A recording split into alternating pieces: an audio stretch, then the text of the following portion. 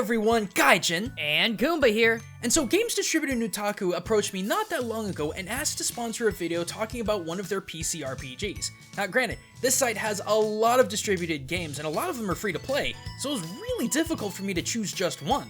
But I decided on a particularly popular game called Kamihime, a turn-based stat-driven, incredibly artistic RPG, and for a browser game, it's pretty good.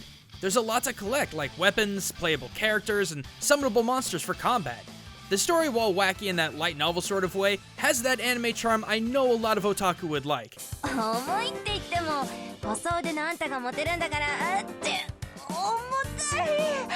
And while the turn-based combat is straightforward, it's not without strategy. And on a more personal level, well, one of the things I really do like about Kamihime is the dozens and dozens of playable characters all based on global folklore and mythology.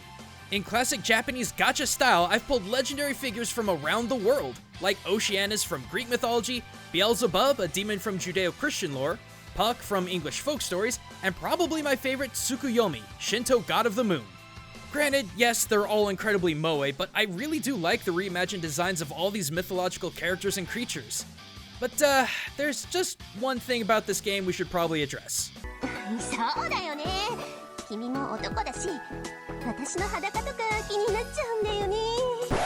Nope. Not ad friendly. YouTube's gonna kill our channel, abandon ship, pull the plug. Dude, relax. We're not actually gonna show anything. Yes, Kamihime does have a not safe for work version that allows you to get intimate with your playable characters as you fight alongside them and build their stats. However, this is a completely optional aspect of the game. But, you know, that actually got me thinking about something. It's almost like clockwork when Japan, or really any developer that makes an anime game that includes adult content, it's immediately branded as raunchy, unnecessary, and made for teenage boys to fawn over. But tell me something, guys. Why is it so easy to brand those games as indecent, but then you've got games like God of War, The Witcher, Mass Effect? All of these games have similar adult content in them like nudity or heavy innuendos, yet we praise them as being superior games that apparently deserve endless sequels, for better or worse. I know the first thing that the opposition is going to bring up is the argument that Western RPGs have much better character development, depth, and story, which makes adult content appropriate as it's more believable. Wherein Eastern RPGs have titillation and adult content because it sells better, or it appeals to the lowest common denominator. Personally, I don't think any of those three arguments actually hold any water when you start looking at Eastern games from an Eastern perspective. The argument that Eastern RPGs lack character or depth, thus adult content feels cheapened, feels like a hollow point because not everyone plays RPGs for the story. I'm dead serious. If you have a look at the more domestically popular RPGs in Japan, not JRPGs mind because that basically boils down to Final Fantasy these days. I'm talking Japanese RPG arcade games that use stuff like collectible cards, such as Kantai Collection, which I have played by the way. From a Western standpoint, games like this are bare bones with little player involvement when it comes to actions, decision-making, and movement. But from an Eastern standpoint, the two things I've noticed people really like in these kinds of games are twofold: stat building and manipulation, and the insane levels of artistic prowess these games present. Numerical strategy and precision under the icing of stunning visuals is what sells in mainstream Japan. That isn't to say that no game in Japan lacks good story, we've been shown many times before that isn't the case. But with the booming mobile market, the player preference to stat-driven games, and the cultural history of importance of visual presentation, the Eastern RPG market has eyes for very, very different concepts than the West does. This brings me to my next point: waifus. I know on the Western side of the internet we crack jokes about how baseless and goofy the concept of someone having a waifu is, but something you guys gotta understand is that entire franchises of figures, anime, games, lordy, you name it, have insane levels of popularity in Japan simply because of design and surface-level moe characteristics. Frame arm girls, kimono friends, and the above-mentioned Kantai Collection. The story in these games and shows aren't exactly all that deep. In fact, most of the time, they're pretty quirky and almost juvenile. But nonetheless, tons, and I mean tons of people, have grown serious personal interest in these characters based on what we in the West would consider small things. There's no universal definition of what a character is required to have in order for the player to feel a deep connection to them. It's why I kinda shake my head and laugh when people say that having an attachment to a potential romantic partner like Liara from Mass Effect is fine and acceptable, but physical romantic content in a JRPG or any Eastern game is inappropriate because the characters aren't, quote, deep enough. It's honestly a matter of multinational opinion and taste. But even the argument that character development in Eastern games is shallow makes me laugh. Do you know how many role-playing games exist specifically to deeply develop relationships between the player and the NPCs?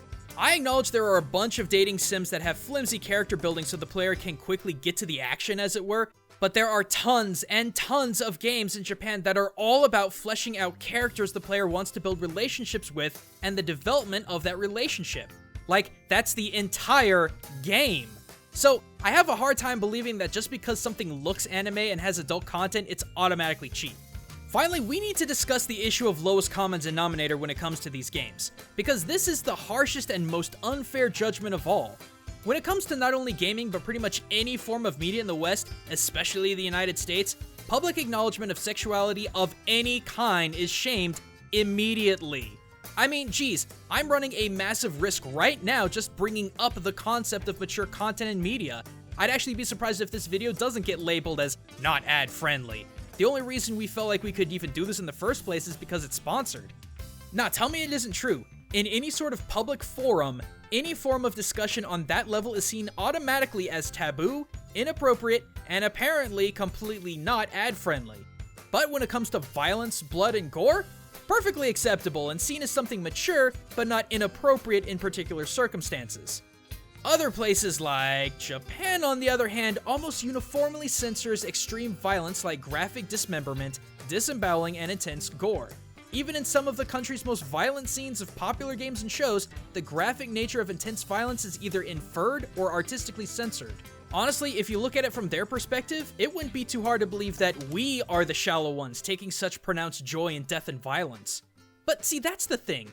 Neither side really has any room to judge the other because it's all about cultural perception. No matter how biologically similar we are as humans, our beliefs, morals, and culture will always define our perceptions differently. But that doesn't mean we as a species are doomed to prejudices. If we collectively could stop, listen, and think about these things from the opposite perspective, I think this would be a far smaller issue. We don't necessarily have to agree on everything.